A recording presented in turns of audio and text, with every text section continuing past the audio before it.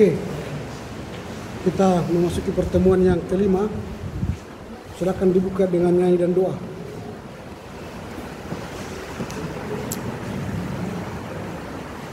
Kita lepas kita bernyanyi letak dari Gunung Jumat 337 dengan judul lagu Betapa Kita Tidak Bersyukur. Betapa kita tidak bersyukur, 2, 2, 3, ya. Betapa kita tidak bersyukur, bernama air kaya dan subur, lautnya luas, gunungnya berat, lebih jauh pada bukit dan lembah. Itu semua berkat karunia Allah yang agung maha kuasa. Itu semua berkat karunia Allah yang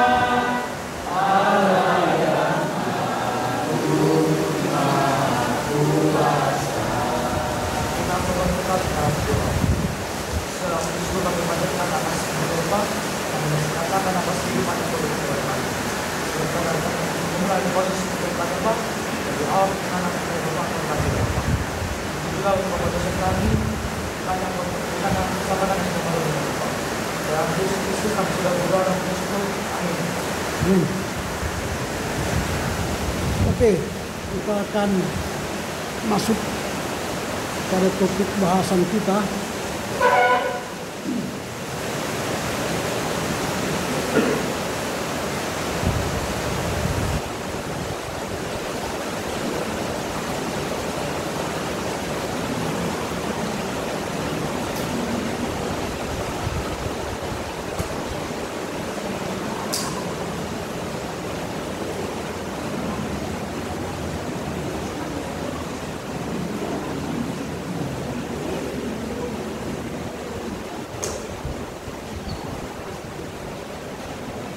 Jadi pengantar menuju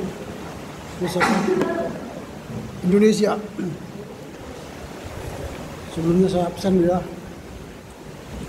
Andre, Bobby, Christian, Daniel, Dokmat, Dunan, Dwi, Elisa, Emia, Firman, Gilbert, Grace, Indra, Joshua, Joy, Julie, Martua,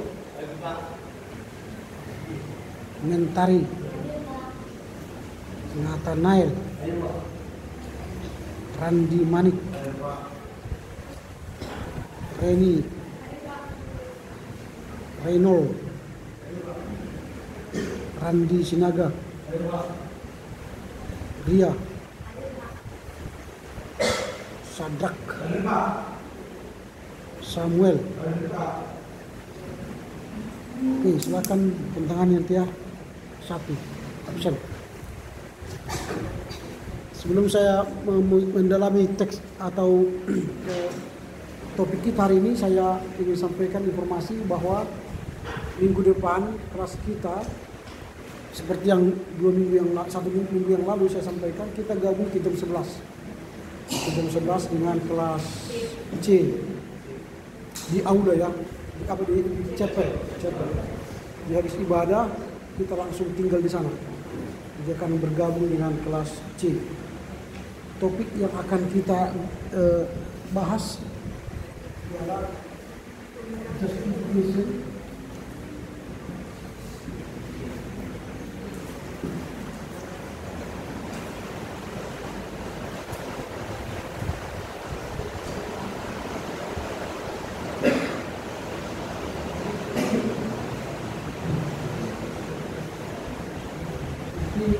bacalah buku-buku yang berkaitan dengan itu, Justification by Faith according to Martin Luther. Ada banyak buku yang membahas itu, baik dalam bahasa Inggris atau bahasa Indonesia. Kalau bahasa Indonesia nanti itu ajaran pembenaran iman oleh Martin Luther. Banyaklah bertanya, sebab orang-orang Eropa ini dia suka banyak bertanya, bukan menghabiskan waktu dengan mengajar. Jadi banyak bertanya, nanti dia senang. Bisa bahasa Indonesia, bisa bahasa Inggris. Ya. Jadi jangan malu-malu. Dia punya kesan kepada kita malu-malu. Tidak ada bertanya. Oke, itu hanya pengumuman. Kita akan masuk pada topik kita hari ini.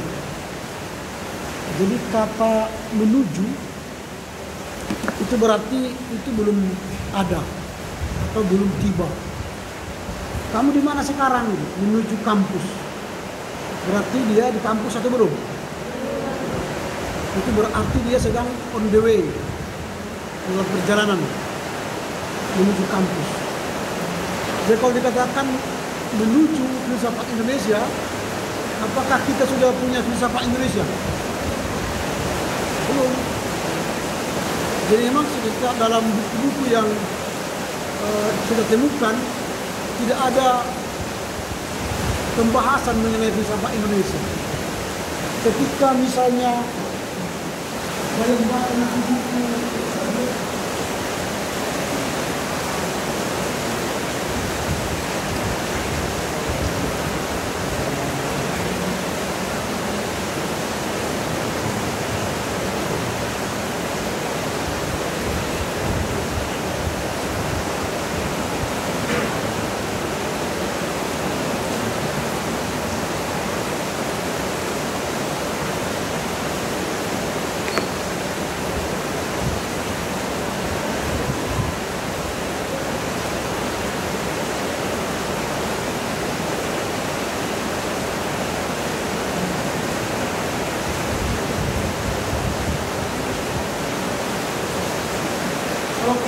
membaca buku The Encyclopedia of Philosophy,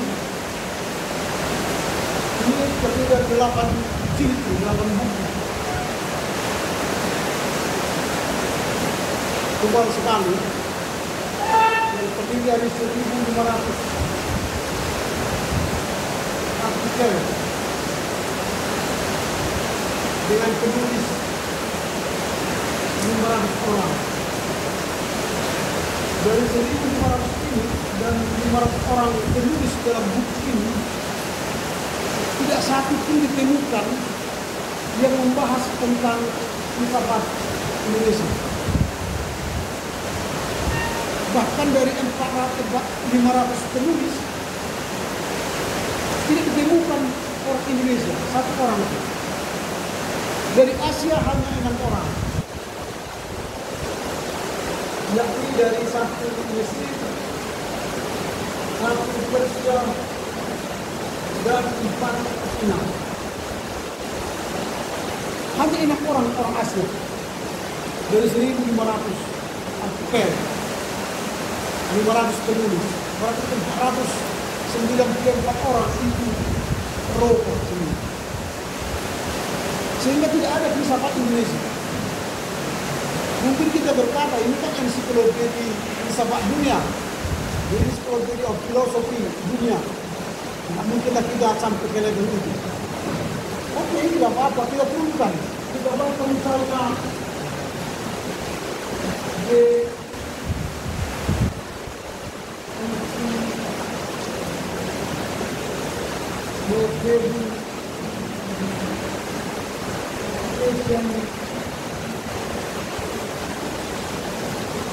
philosophy.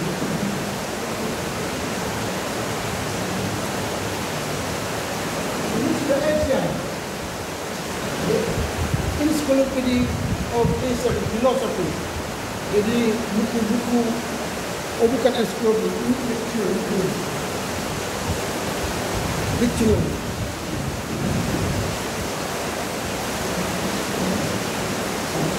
Jadi kamus filsafat Asia. Di sini pun tidak ada ketemukan satu orang Indonesia. Tidak Asia, kamus filsafat Asia. Yang banyak menulis di sini adalah orang-orang India, orang-orang Mesir, orang-orang Persia, orang-orang Arab, Jepang, Tibet, dan orang-orang Libanon. Itu yang banyak menulis di sini. Tidak ada orang Indonesia. Di dunia tidak ada, di Asia tidak ada. Kalau kita mungkin pasti berpikir di buku-buku lain pasti adalah yang mencatat filsafat Indonesia. Maka kita carilah misalnya buku-buku lain.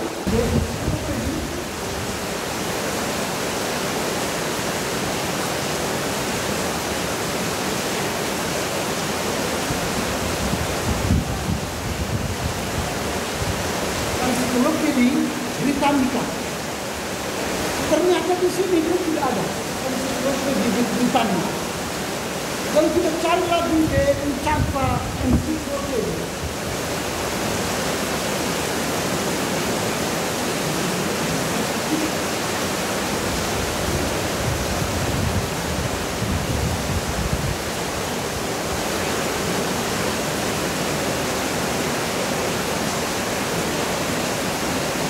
itu paling ini mencapa ensiklopedia.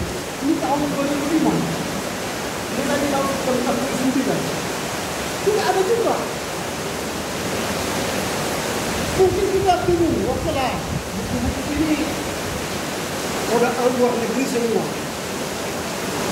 Kalian coba aja misalnya buku ini apa Indonesia ini pun tidak ada. Pasti nanti hanya ada Wikipedia. Kalau Wikipedia orang bisa masukkan data ke sana. Artinya fakta di lapangan sekarang, filsafat Indonesia ini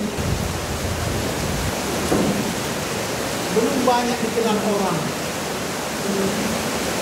Lalu mungkin kita berkata kalau begitu, di mana filsafat Indonesia itu? Apakah tidak ada filsafat Indonesia? Sebegitu besar Indonesia ini, 274 juta. Sementara Libanon yang hanya 25 juta punya filsuf atau filsafat bersama. Atau Iran, Persia, itu negara-negara kecil. Mesir bisa menghasilkan filsafat. Itu besar sekali, dari Sabang sampai Merauke. Masa tidak ada filsafat? Nah, melihat fakta ini, maka mulailah usaha untuk mencari filsafat Indonesia. Ada beberapa orang yang berusaha mencari filsafat Indonesia dan mulai mendefinisikan apa itu filsafat Indonesia.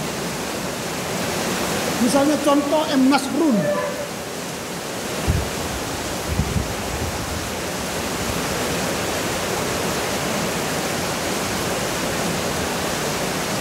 M. Nasrun.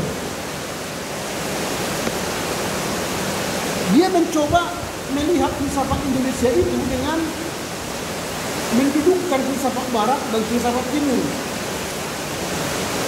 Lalu dari situ dia memberi kesimpulan bahwa filsafat Indonesia itu memiliki kekhasan. Ada kekhasan filsafat Indonesia. Lalu dia berkata filsafat Indonesia adalah filsafat yang khas, bukan Timur, bukan Barat. Tetapi di dalamnya, di dalam filsafat Barat Indonesia itu terdapat atau termanifestasi ajaran filosofi mufakat, pantun-pantun, Pancasila, hukum adat, ketuhanan, gotong royong, dan kekeluargaan. Itu menurut Nasrul. Dia mengatakan bahwa filsafat Indonesia itu filsafat yang khas, bukan timur, bukan barat. Tetapi dalam filsafat Indonesia itu termanifestasi filsafat atau filosofi mufakat, filosofi pantun, Pancasila, hukum adat, ketuhanan, gotong royong, dan kekeluargaan. Itu yang dia lihat. Ada kekhasan filsafat Indonesia itu. Jadi dia tidak ada melihat di Indonesia ini filsafat itu ada barat-baratnya, tidak ada. Atau filsafat timurnya, enggak ada. Tapi di dalamnya terdapat ajaran-ajaran atau filosofi tentang pemufakatan atau mufakat, pantun-pantun, Pancasila, hukum adat, ketuhanan, gotong royong, dan kekeluargaan. Itu yang diusahakan oleh Nasrul. Kemudian selain Nasrul ada juga Sunoto.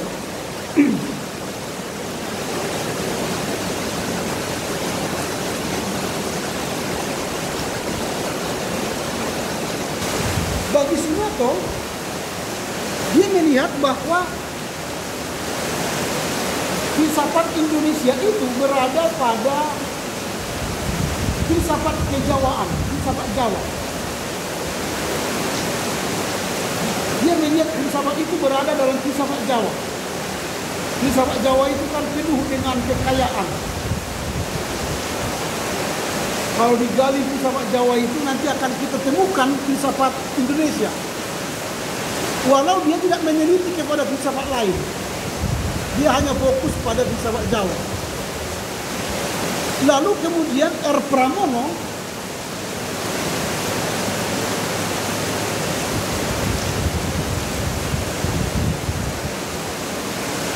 mengembangkan pendapat Sunoto itu. Kalau Sunoto mengatakan filsafat Indonesia itu ada dalam filsafat Jawa, maka Pramono dalam buku-buku unsur-unsur filsafat Indonesia dia mengembangkan kepada filsafat Batak, filsafat Minangkabau, dan filsafat Bugis. Nanti di sini akan kita temukan filsafat Indonesia itu menurut dia ada di daerah-daerah. Maka dia kembangkan nanti selain filsafat Jawa ada filsafat Batak, filsafat Minangkabau, dan filsafat Bugis. Ini dalam bukunya unsur-unsur filsafat Indonesia. Ini yang dikerjakan oleh Pramono. Dan yang terakhir yang mencoba berusaha memahami filsafat Indonesia itu ialah Jakob Sumarjo.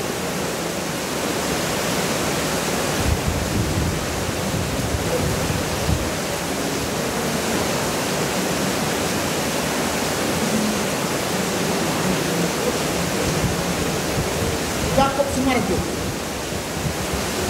Jakob Sumarjo ini sudah lebih dalam karena dia sudah menulis buku, melakukan penelitian tentang filsafat Indonesia. Dia menulis 2 buku tentang filsafat Indonesia. Dia menulis arkeologi budaya Indonesia.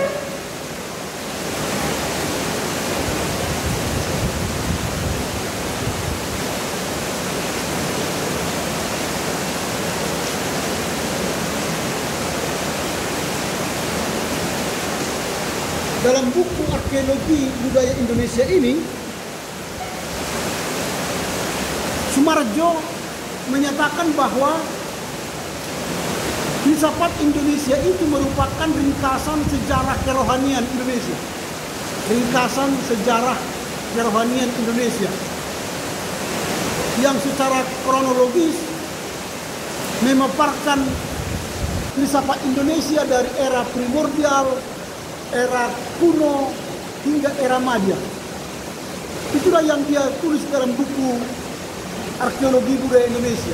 Dia menjelaskan ringkasan sejarah kerohanian Indonesia yang secara kronologis memaparkan sejarah filsafat Indonesia dari era primordial, era kuno, hingga era Madya. Lalu buku kedua yang dia tulis ialah Mencari Sukma Indonesia.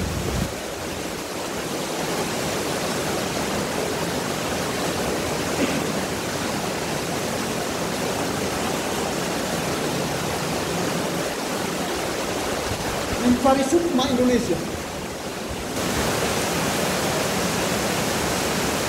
Dalam buku yang kedua ini, Sumarjo melihat dan menyinggung filsafat Indonesia yang sudah modern, filsafat modern. Artinya Sumarjo sudah secara radikal melihat perubahan yang signifikan filsafat Indonesia itu. Bukan lagi filsafat yang lama, tapi sudah filsafat yang modern. Artinya secara ontologi, secara epistemologi dan aksiologi telah melompat jauh dari lama ke modern. Itu yang dilihat oleh Sumarjo dalam buku Mencari Sukma Indonesia itu. Pastilah kalian sudah belajar apa artinya ontologi, epistemologi dan aksiologi di filsafat barat kemarin. Kalau misalnya kita bicara ontologi, yang dia tanya di situ kan misalnya bagaimana itu ada? Apa itu yang ada itu? Apa artinya apa yang ada? Atau apa sifat-sifat instruknya? Itu kan ontologi. Pertanyaan ontologis itu. Kalian sudah pelajari itu. Sehingga menurut dia pertanyaan-pertanyaan mengapa ada, bagaimana ada, lalu apa sifat-sifat instruksinya, itu sudah melompat jauh ke filsafat modern. Jadi bukan lagi bicara ontologi yang lama lagi, atau epistemologi yang lama. Epistemologi itu kan bicara soal bagaimana kita tahu hal-hal itu. Apa sumber-sumber yang kita tahu untuk membenarkan pendapat itu. Itu kan epistemologi, mencari kebenaran yang lebih dalam tentang kata, akar kata. Maka berasal dari bahasa ini, artinya ini. Itu kan epistemologi. Nah jadi menurut Sumarjo, epistemologi modern sudah melangkahi itu. Bahkan aksiologinya membahas soal nilai-nilai moral-moral dalam epistemologinya yang sudah ditanya soal kebenarannya. Itu sudah dilempati oleh filsafat Indonesia yang modern. Nah itu yang dilihat dalam buku Mencari Sukma itu.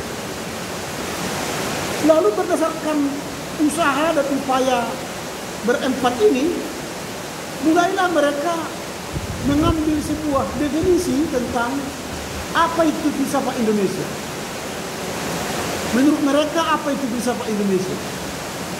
Nah misalnya saja, menurut Pramono, menurut Nasrun, filsafat Indonesia itu, menurut Nasrun,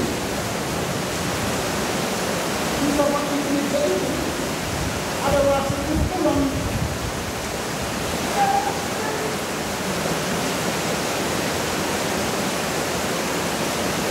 sekumpulan ajaran-ajaran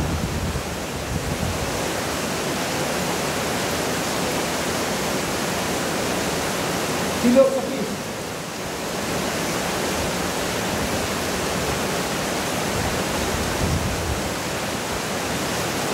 ajaran-ajaran filosofis tadi yang saya katakan soal mufakat, soal tanggung-tanggung, gotong royong, ketuhanan, kekeluargaan, itu filosofi dari Indonesia.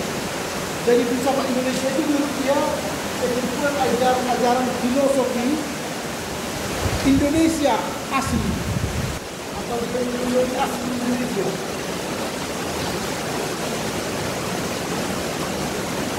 Yang tidak ditemukan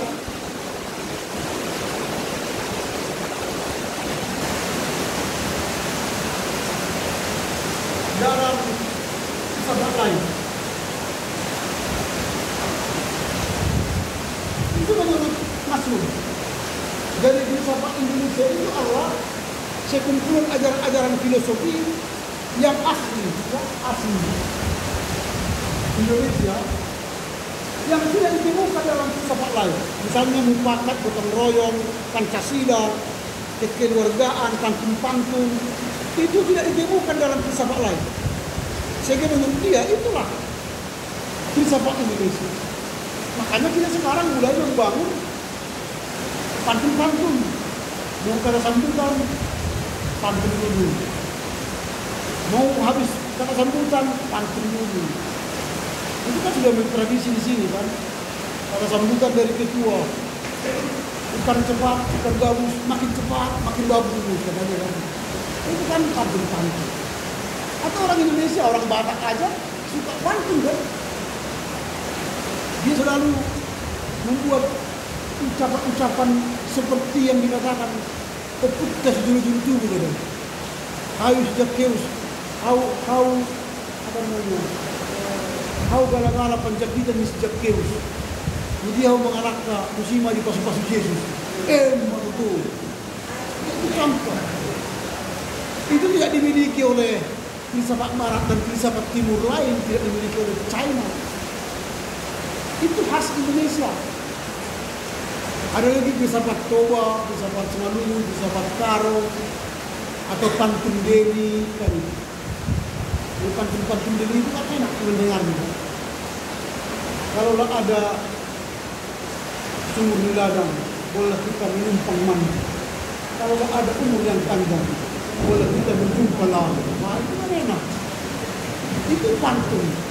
Makanya menurut Nasrul, filsafat Indonesia itu adalah sekumpulan ajaran-ajaran filosofi asli Indonesia yang tidak ditemukan di dalam filsafat lain. Itu menurut Nasrul. Kemudian menurut Pramono. Nah, kalau menurut Pramono, dia mengatakan bahwa filsafat Indonesia itu ada dalam budaya bangsa Indonesia. Jadi filsafat Indonesia itu ada dalam budaya bangsa kita sendiri.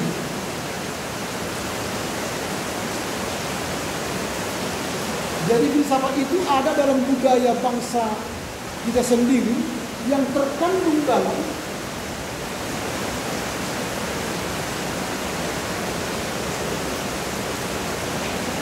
kebudayaan, yang terkandung dalam kebudayaan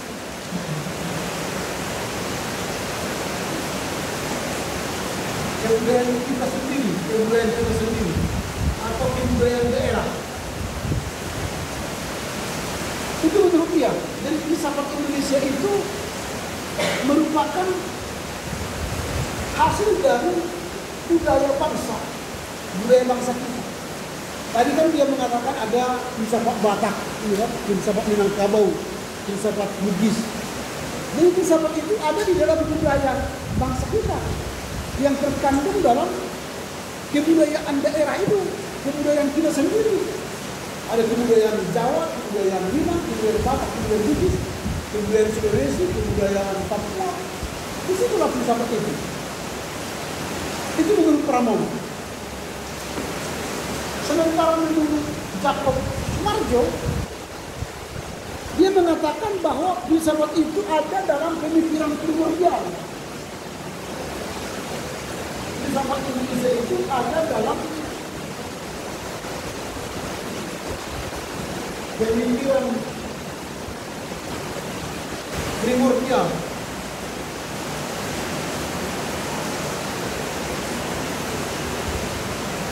Atau pikiran dasar.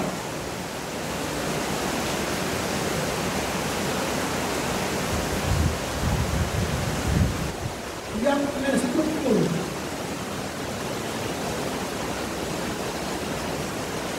Yang menstruktur seluruh bangunan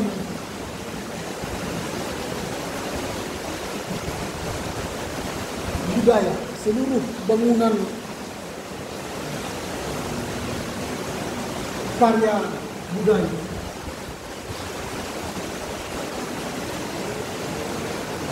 Nah, itu menurut Sumarjo. Filsafat Indonesia itu ada dalam pemikiran primordial.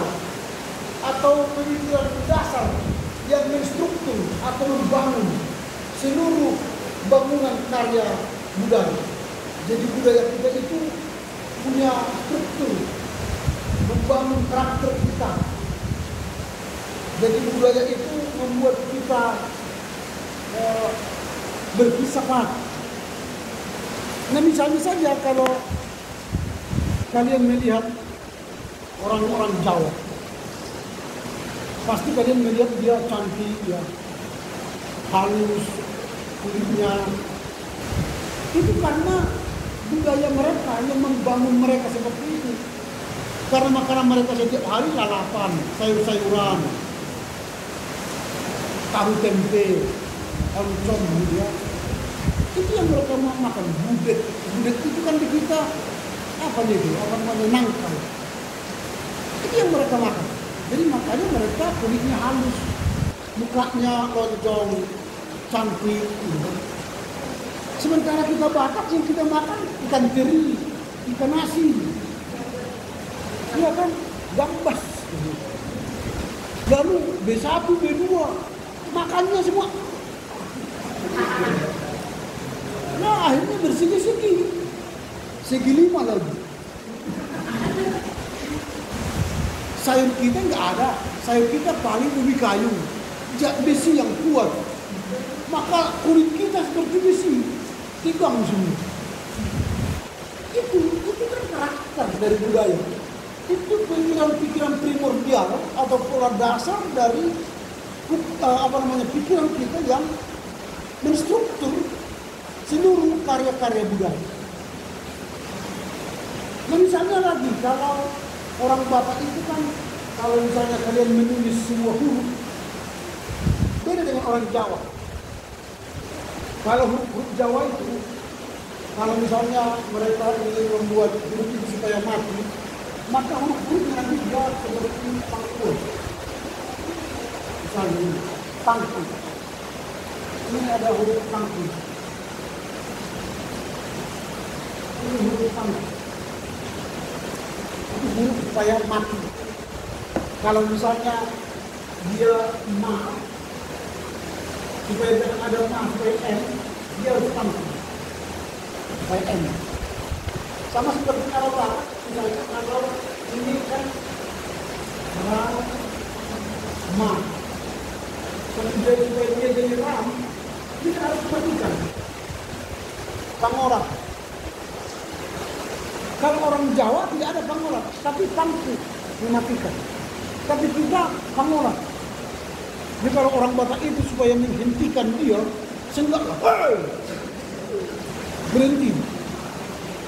Karena ya falsafah kehidupan kita menghentikannya dengan pangorak.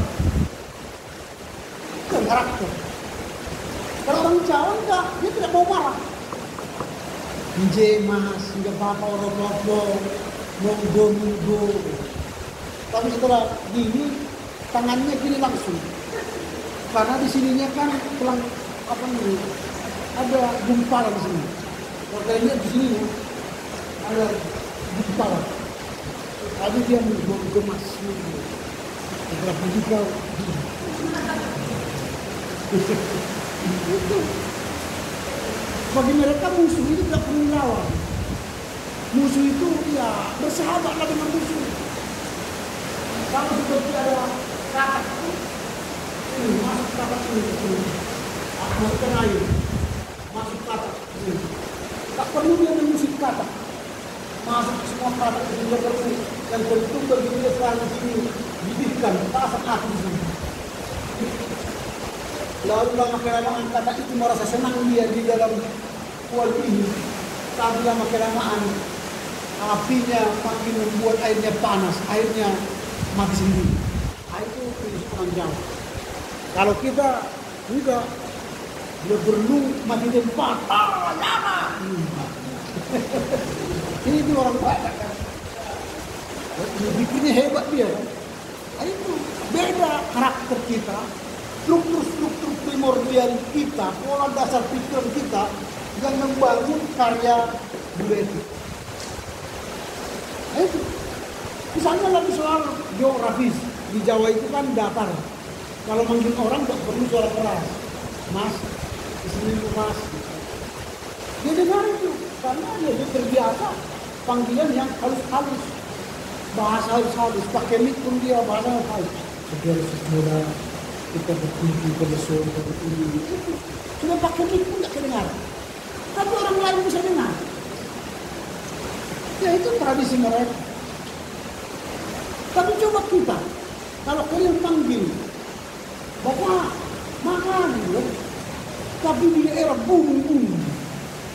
Kedengaran nggak? Bapak, makan. Iya 10 tahun kau panggil nggak dengar ini. Betul, Bapak, makan. Itu. Berteriak juga, kencang-kencang. Supaya kedengaran. Dari hutan ke hutan. Dari gunung ke gunung. Itu. Jadi makanya orang Batak ini terkenal dengan penyanyi kan. Karena sudah terbiasa memanggil orang berteriak-teriak. Makan!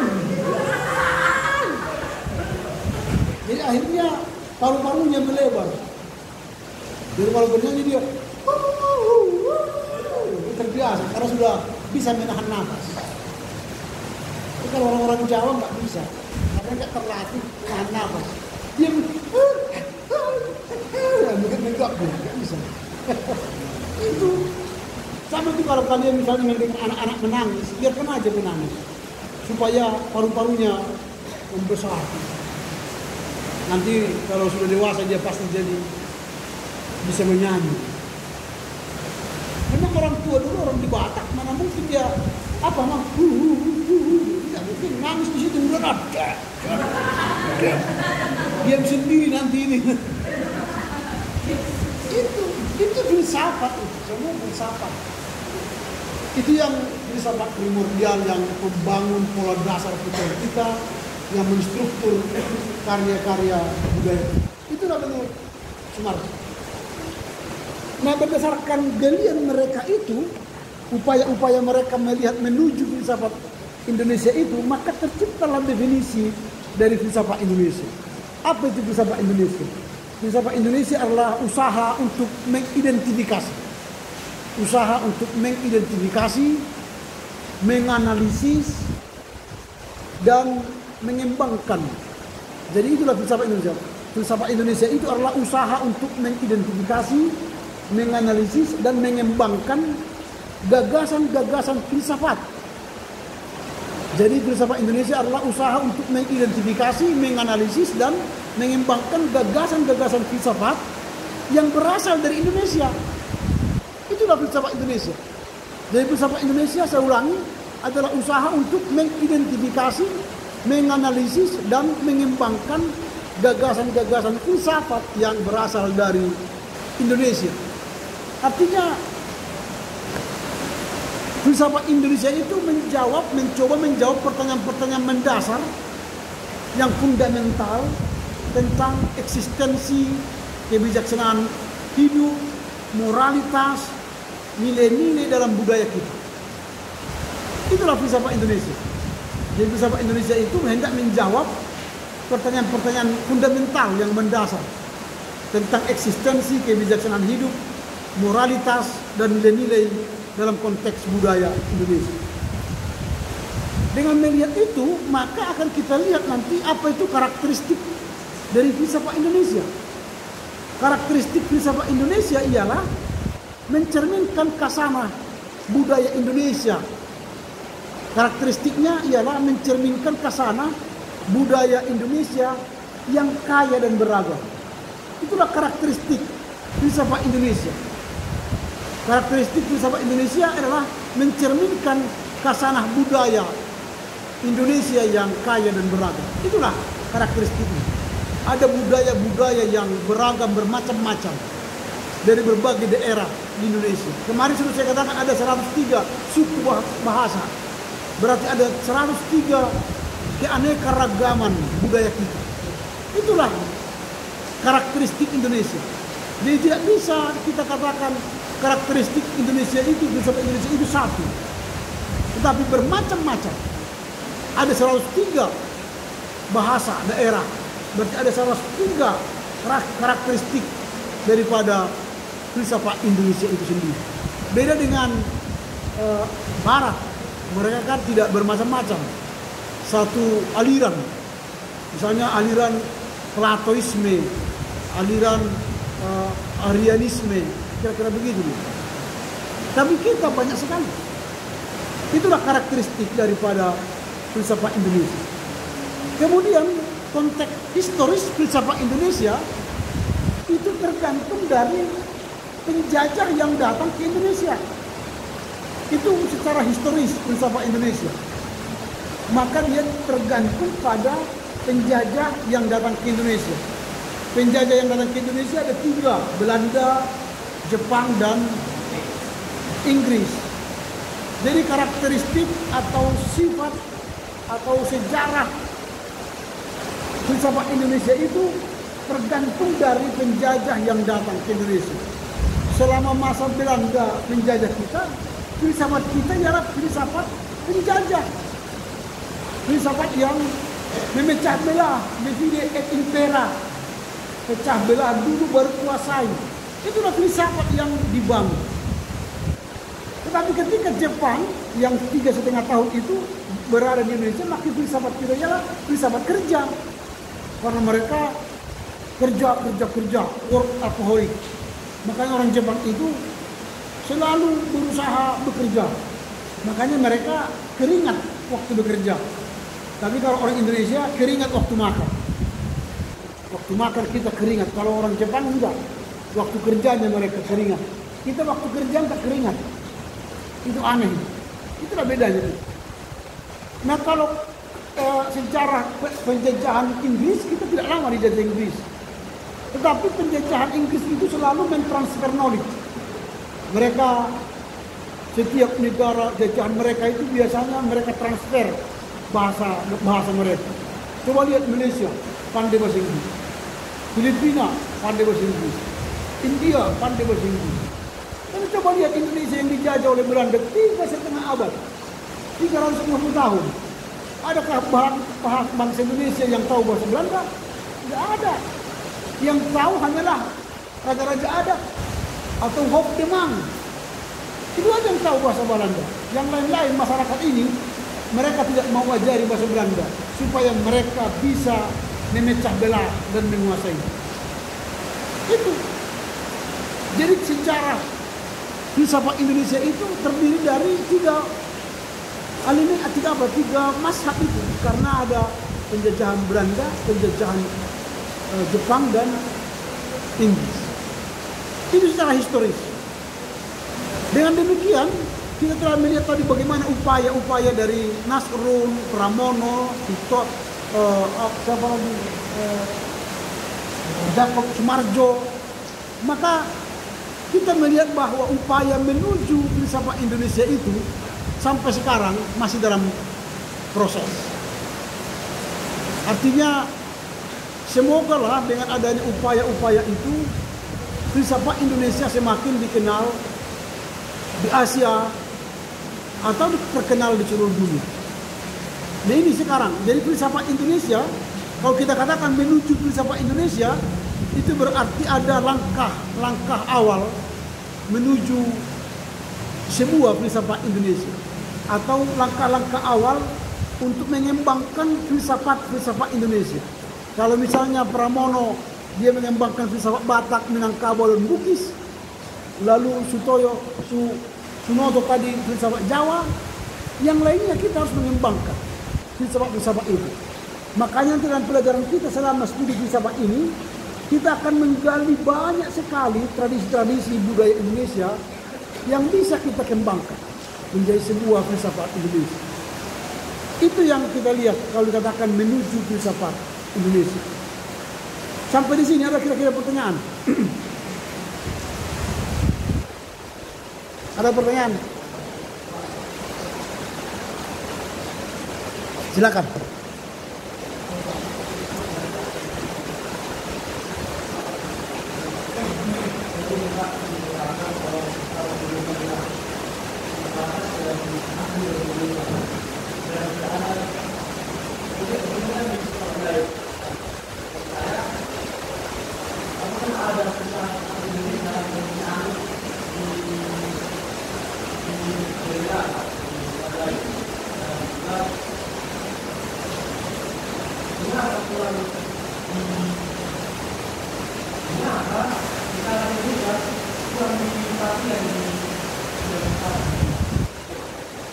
Ya, apakah ada filsafat Indonesia di negara lain?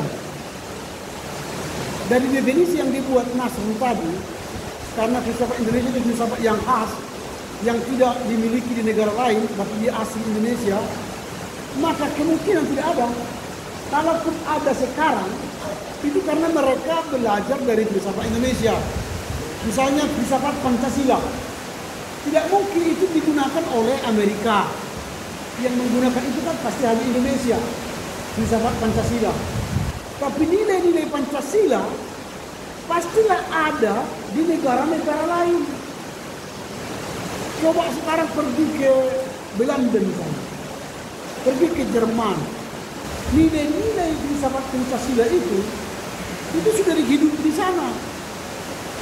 Ketuhanan yang Maha Esa. Di sana mereka membiarkan orang beribadah sesuai dengan agama dan kepercayaan mereka. Kemanusiaan yang adil dan beradab. Wah, mereka lebih beradab dari kita. Padahal mereka tidak menggunakan filsafat Pancasila. Tapi mereka lebih beradab.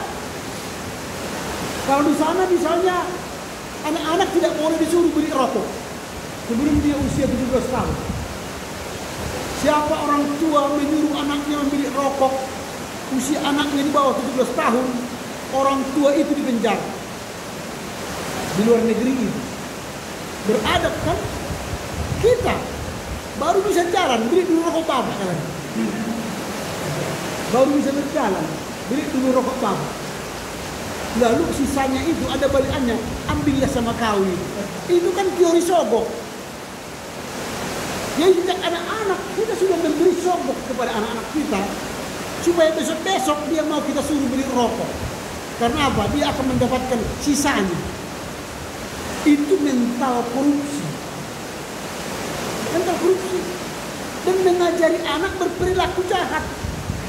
Karena dia disuruh membeli racun untuk bapaknya dan dikasih bonus lagi sama dia. Itu aneh. Padahal mereka sudah menghidupi kemanusiaan yang adil dan beradab. Kita nggak beradab. Menyuruh anak-anak di bawah umur membeli rokok. Itu. Lalu mengapa tidak dikenal dunia? Ya karena nggak ada yang memperkenalkan tulisan-tulisan kita secara filsafat. Baik di dictionary, di ensiklopedia, di jurnal-jurnal, nggak ada yang menulis. Ada yang menulis bagaimana makna ulos dalam tradisi Badak Toba misalnya. Langsung dikirim ke Amerika supaya dibaca orang Amerika. Nggak ada kan? Kita hanya bangga punya ulos tapi nggak dikenal orang. Kita ada pesta pernikahan, ulos dapat 10 karung, tapi nggak ada gunanya. Lalu menunggu orang menikah, membalas ambil satu. Ada orang menikah ambil satu, 10 tahun nggak habis. Dijual nggak laku, dibeli mahal, tapi dijual nggak laku.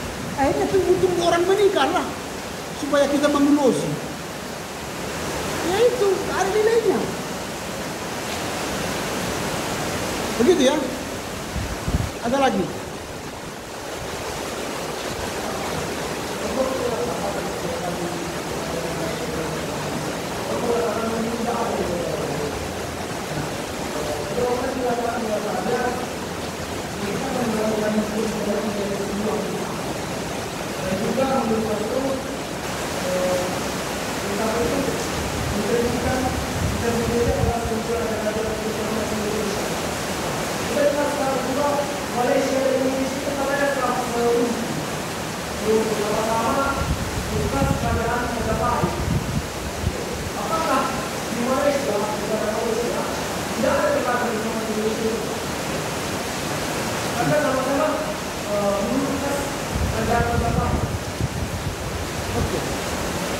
Kalau ke Malaysia pasti ada.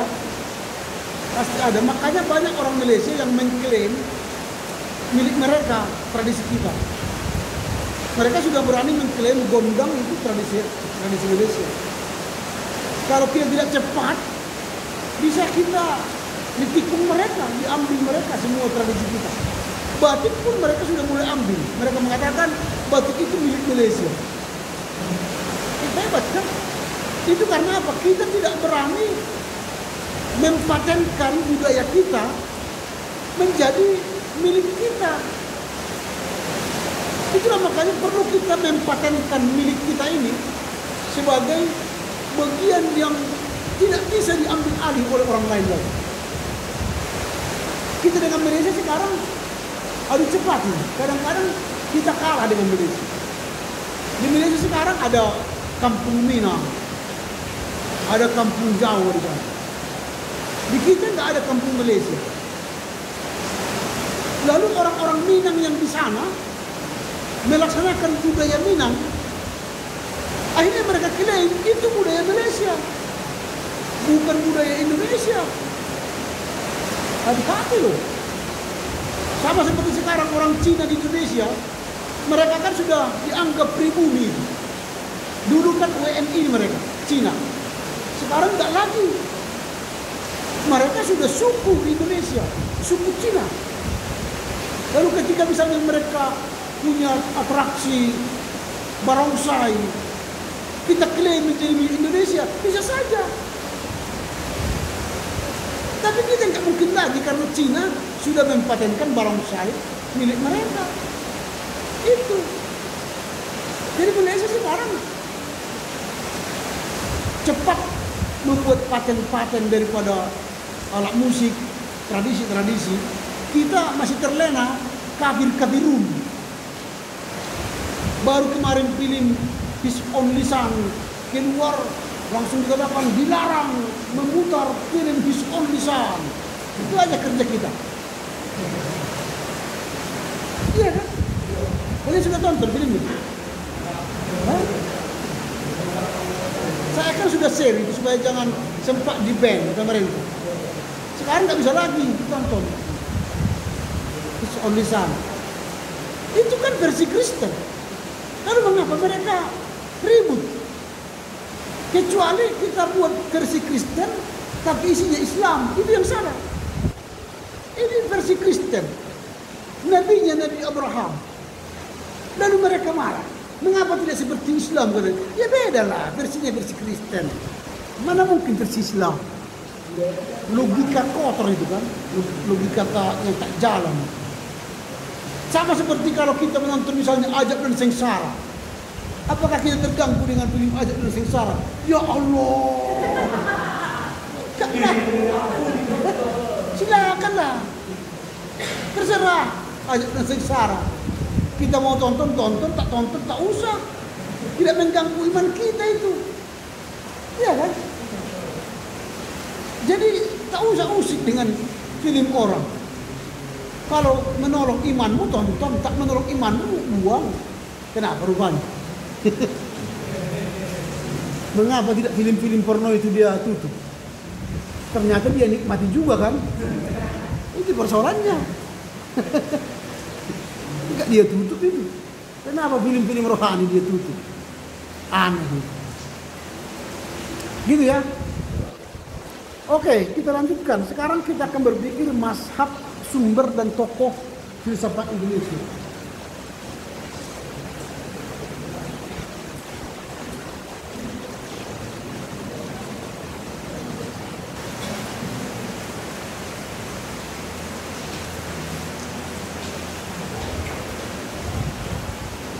Mazhab filsafat Indonesia. Mazhab filsafat Indonesia itu terdiri dari mazhab Jakarta. Jadi mazhab Jakarta ini lebih pada pemahaman hubungan filsafat dengan Islam. Jadi kalau dikatakan nanti mazhab Jakarta berarti filsafat itu atau filsafat Indonesia itu berbicara tentang hubungan filsafat dengan Islam. Lalu yang kedua ialah mazhab Yogyakarta.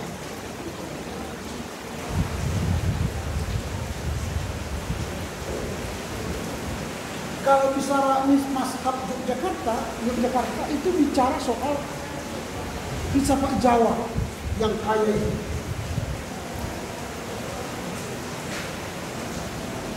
Kekayaan filsafat Jawa. Karena dalam filsafat Jawa itu sekarang kan ada kesultanannya, kesultanan Jawa, ada Pakubuwono, ada juga di Solo, ada di Jawa Tengah. Mereka kaya karena mereka punya kitab-kitab, kitab Imputan Tudor, Sutasoma, kitab banyak sekali filsafat mereka. Itu mazhab Jogja. Jadi bicara filsafat Jawa itu selalu bicara Jogja. Lalu yang ketiga adalah mazhab Bandung. Kalau bicara mazhab Bandung ini bicara sosial politik. Jadi filsafat yang berbau politik itu disebut dengan mazhab Bandung. Nah, kemudian dari mana sumber-sumber filsafat Indonesia?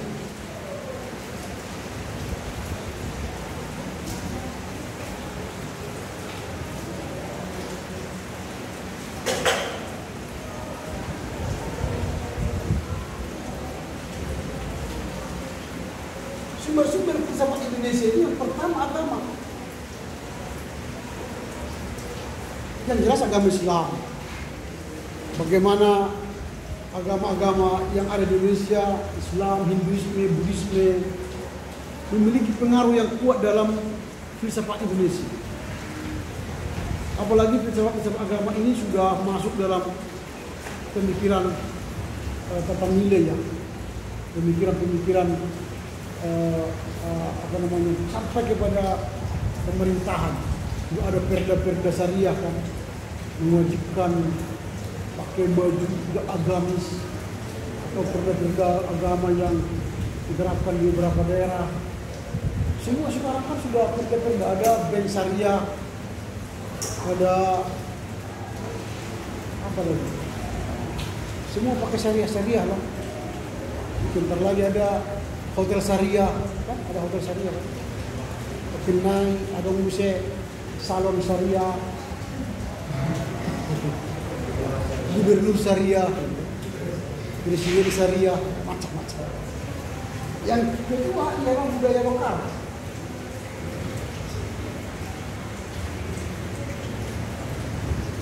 Ini sumber filsafat Indonesia, budaya lokal, dan yang ketiga kehidupan sosial politik.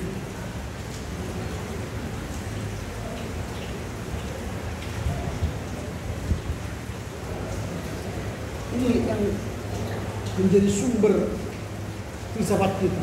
Jadi ada agama, ada budaya lokal. Budaya lokal itu ada mitos-mitos, legenda-legenda, ada folklore cerita rakyat, ada mitos-mitos atau legenda-legenda yang menakutkan. Itu cerita rakyat atau itu budaya lokal. Nah, kemudian kita bicara tokoh-tokoh. Siapakah tokoh filsafat Indonesia?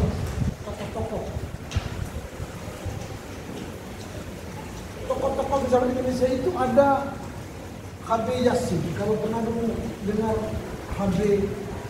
Yassin, pernah dengar nama ini H.B. Yassin? Pasti di SMP, SMA itu dikeluarkan nama-nama ini, H.B. Yassin. Kalau misalnya bicara bahasa Indonesia, kerjaan yang disempurnakan, pokoknya bicara sastra Indonesia yang terkenal siapa? H.B. Yassin. Jadi ketika bicara filsafat sastra, filsafat budaya nasional, pasti akan berkaitan dengan nama H.B. Yassin. Yang kedua, Nurul Paulus Majid. Pernah kenal ini, dengar.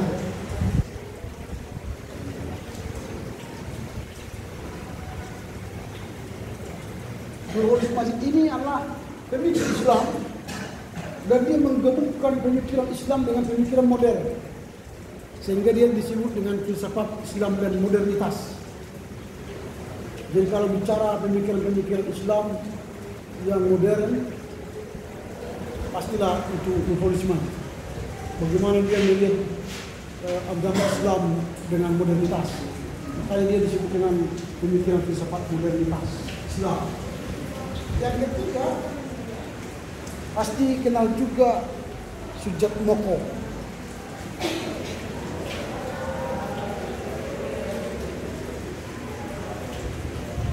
Nah, Sujat Moko ini dikenal sebagai filsafat politik. Bagaimana dia membangun perpolitikan, membangun demokrasi. Maka dia lebih banyak membangun filsafat demokrasi, filsafat politik, atau filsafat pembangunan, isu-isu pembangunan. Lalu yang terakhir, mungkin juga kalian pernah dengar, MH Ainun Nadjib, atau sini disebut dengan Cakmun. Ini orang-orang yang terkenal dalam filsafat budaya, penyair, pujangga. Kalau Cakmun ini, kalau buka YouTube-nya banyak sekali bicara-bicara pujangga, syair-syair budayawan lagi, menciptakan karya-karya budaya di sini. Filsafat dia bicara budaya di sini. Itu Cakmun atau MH Ainun Nadjib. Ini mazhab sumber dan tokoh-tokoh filsafat Indonesia. Nah, selanjutnya kita akan mempelajari bagaimana dalam filsafat Indonesia itu ada isme.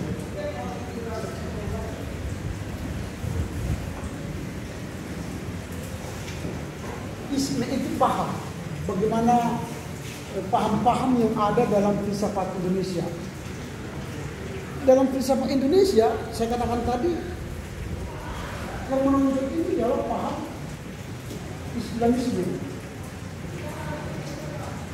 Saya sudah katakan tadi sampai merebak kepada pemerintahan pun, perda-perda syariah semua diatur. Bahkan sampai itu tadi membredel film Hizbul-Lisan. Kerja mereka sampai ke sana. Isme. Lalu ada Indonesianisme.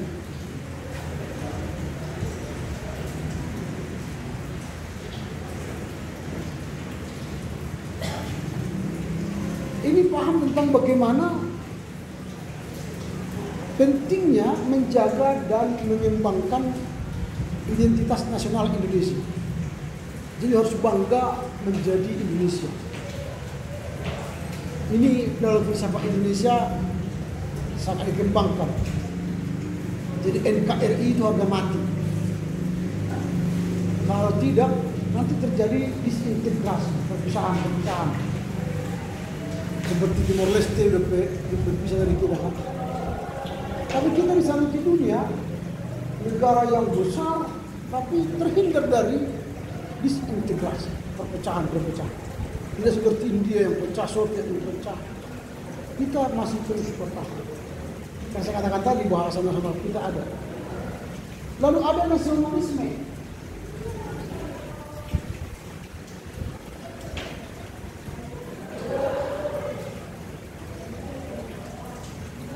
Nasionalisme ini berbicara soal menekankan pentingnya cinta dan dedikasi kepada negara Indonesia.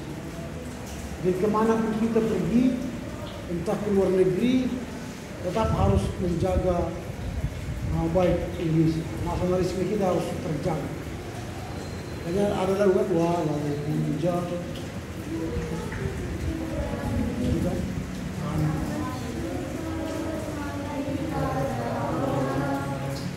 Lagu-lagu seperti itu. Kita harus tetap menjaga Indonesia, NKRI, nasionalisme. Lalu yang keempat adalah humanisme. Jadi filsafat Indonesia sama dengan filsafat lain pastilah akan menjaga humanisme, berarti menghargai manusia, menghargai harkat martabatnya, menghargai hak ajasinya. Itu kalau humanisme dalam filsafat pun harus punya etika moral, martabat dan sebagainya. Kemudian selain itu ada juga marxisme. Nah, marxisme itu saya bisa katakan tadi bagaimana pro rakyat, mengentaskan kemiskinan, lalu membangun bangsa atau rakyat harus dikembangkan atau diberdayakan, jadi bukan ditindas. Itu marxisme. Lalu ada Pancasilisme.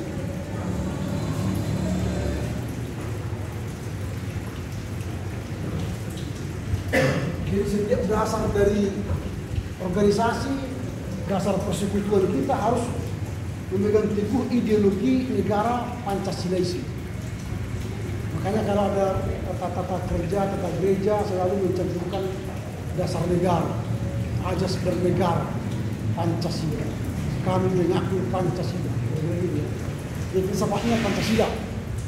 Jadi semua apa yang ada di Indonesia ini landasan tindakan pemikirannya harus berdasarkan nilai Pancasila.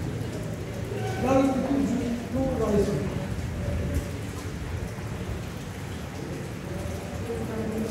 Kita sudah mengakui bahwa Indonesia terdiri dari beberapa pulau, suku, bangsa, sehingga terjadi bineka tunggal ika, beraneka tetapi satu. Tapi juga menjaga pluralisme. Filsafat kita harus menjaga pluralisme. Walau Batak punya filsafat sendiri, tapi bukan berarti mengabaikan filsafat Jawa, filsafat Madura, filsafat Nias, filsafat Sulawesi dan sebagainya. Harus tetap ada menjaga pluralisme. Nah, sampai di sini ada kira-kira pertanyaan. Ada? Kalau tidak ada, kita akan masuk pada bagian yang terakhir pembahasan kita soal periodisasi dari filsafat Indonesia.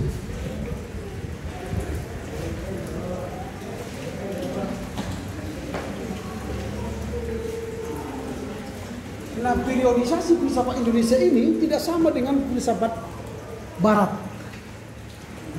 Kalau di filsafat Barat, periodisasinya itu berdasarkan tahun. Misalnya periode klasik, periode pertengahan, periode modern, dan periode kontemporer. Periode klasik misalnya tahun 3500 sampai 2500 sebelum Masehi. Itu klasik. Di situ sudah membahas nanti Aristoteles, Plato, gitu ya. Itu periode-periode klasik. Lalu periode pertengahan itu bicara reformator. Di situ lahirlah filsuf-filsuf yang berbicara tentang Martin Luther, Calvin, Zwingli dan sebagainya. Lalu modern. Di situ sudah lahir filsafat Hans Kuhn misalnya, filsafat Derrida, filsafat Ricoeur. Lalu filsafat kontemporer. Filsafat yang sudah berbicara dunia teknologi, digitalisasi, dunia global dan sebagainya. Itu filsafat Barat. Pemikiran seperti itu diadopsi juga oleh pemikiran filsafat Cina. Cina juga mengenal filsafat klasik Cina, filsafat pertengahan, dan filsafat modern. Tapi mereka tidak ada filsafat kontemporer. Berbeda dengan Indonesia. Indonesia tidak mendasarkan pada tahun-tahun atau periode klasik, pertengahan, modern, dan kontemporer.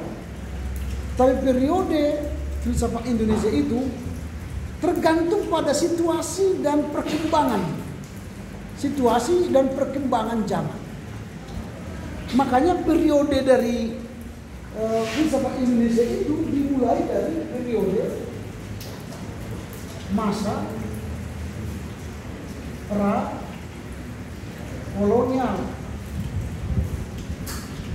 Sebelum masuk penjajah kita masih Nusantara, rukun, gotong royong, kerajaan Majapahit, kerajaan Mataram bersatu. Maka Gajah Mada ingin mempersatukan kerajaan-kerajaan Nusantara. Itu pra-kolonial. Jadi semangat gotong royong, semangat kesatuan dibangun. Lalu setelah datang masa kedua, yaitu masa kolonial, maka yang diajarkan ialah pecah belah, divide et impera, menguasai, menghancurkan. Jadi bukan lagi gotong royong, bukan lagi kesatuan. Lalu setelah itu mulailah kita masuk pada masa kemerdekaan. Nah, pada masa kemerdekaan ini kita sudah mengisi kemerdekaan dan bagaimana kita kembali menyatukan yang sudah tercerai-berai. Pada masa ini banyak pemikiran Indonesia untuk mengembangkan filosofi negara Indonesia, dasar negara Indonesia, Pancasila dan Undang-Undang Dasar 45 itu yang terus menerus indoktrinasi kepada Indonesia supaya menyatu. Lalu setelah itu masuklah masa yang keempat itu masa Orde Lama. Ini sudah masa Presiden Soekarno. Pada masa ini Presiden Soekarno menekankan tadi saya katakan marhainisme. Bagaimana mempersatukan, mengentaskan kemiskinan, memperhatikan orang miskin, dan kemudian bagaimana mereka membangun negara, bahkan muncullah periode pemikiran untuk mempromosikan kepemilikan bersama. Kepemilikan bersama, jadi tidak ada seseorang kaya sendiri lalu sepupunya orang miskin, harus sama-sama kaya. Itu disebut dengan teori komunis. Jadi milik bersama, semua milik bersama. Teori komunis itu kan diangkat dari teori Marxisme. Jadi tidak ada memiliki lahan yang banyak untuk ini. Akhirnya muncullah gerakan Nasakom, Nasional Agama Komunis. Dan akhirnya itu menjadi dianggap aliran yang dilarang di Indonesia. Pada waktu itu periode Orde Lama itu ingin bagaimana Indonesia ini tidak ada kesenjangan sosial, tapi marhainisme itu muncul supaya sama-sama hidup bahagia. Tapi ternyata disalahgunakan, Nasakom disalahgunakan, dan terjadilah pengambil alihan dan pembunuhan 7 jenderal. Nah, setelah itu gantilah dengan masa Orde Baru. Nah, masa Orde Baru ini yang ditekankan ialah bagaimana pemerintahan ini supaya terpimpin, pemerintahan yang terpimpin, demokrasi yang terpimpin, dan kembali masih tetap menggunakan ideologi Pancasila, tetapi di dalamnya sudah ada otoriter, pemimpin yang otoriter. Seluruh pemerintah harus dipimpin oleh monopoli partai kan. Tapi ada pun partai P3 dan partai PDI waktu itu kan boneka. Yang besar adalah Golkar. Siapa yang tidak memilih Golkar, apalagi dia PNS, ya karungkan atau sekolahkan. Kalau karungkan berarti dia masuk tanah. Tapi kalau sekolahkan dia masuk penjara. Siapa yang melawan pemerintah, karungkan atau sekolahkan. Dia hanya perintah. Karungkan, sekolahkan. Hingga ada orang yang berani membuka bicara. Siapa yang buka bicara, berani melawan pemerintah, habis. Apalagi anti PKI, semua keluarga PKI tidak diberi kesempatan berkarya di negeri ini, hancur semua. Makanya keluarlah SKBD, surat keterangan berkala Bombay. Sekarang digantikan dengan SKCK. Itu ngeri itu, ucapan menakutkan. Orde Baru 32 tahun tidak ada pemimpin di dunia ini selain beliau. Nah, setelah itu lahirlah kembali ini era reformasi.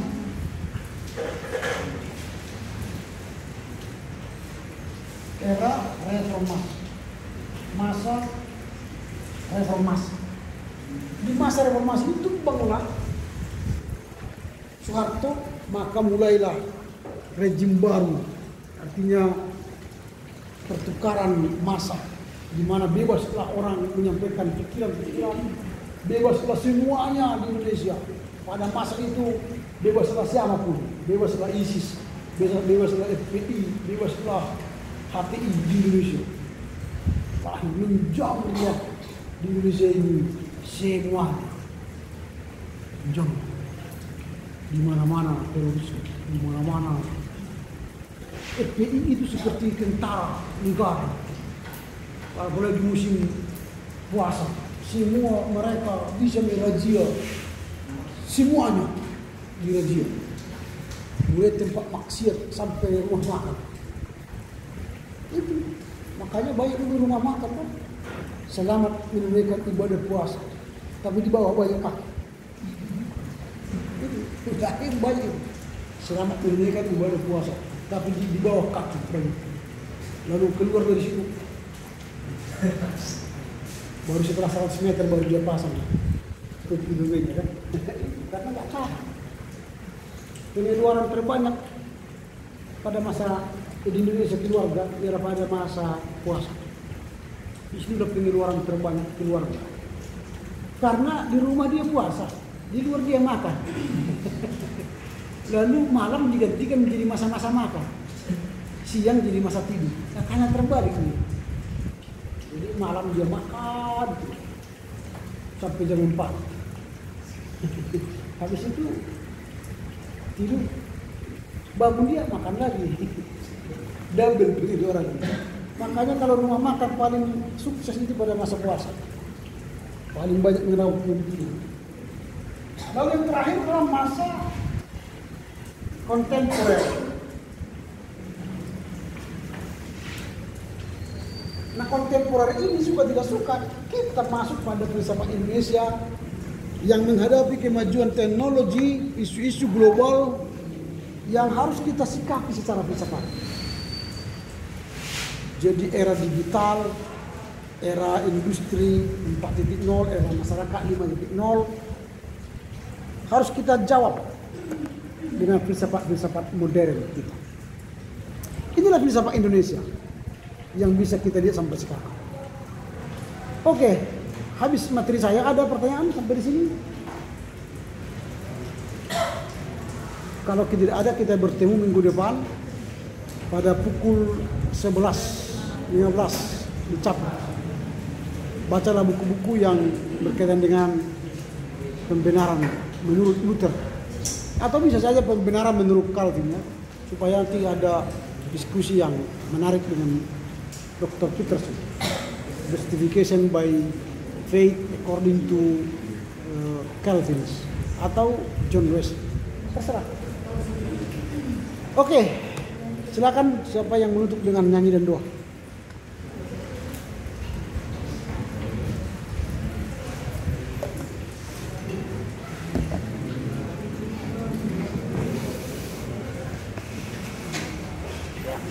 Untuk menutup peribadahan kita, mari kita bernyanyi yang bisa dilihat dari grup kita. Kita ambil dari kitab Dendeng BKP, yaitu di PE nomor 287, baik pertamanya aja. Ini nada dasarnya dibilang seperti lagu Bila Topan Khas Melanda Hidupku. Oke. Jadi kita mulai ya. Kita bernyanyi dari kitab PE nomor 287 ayat 1. Kita nyanyikan. 1, 2, 3 ya. Tunebas kelutama depan, harus jaga ulah ukur tak perang. Pasu-pasu Tuhan ulah kau lupa, kegerangan nalar tak berlekat. Pasu-pasu nafsi ingat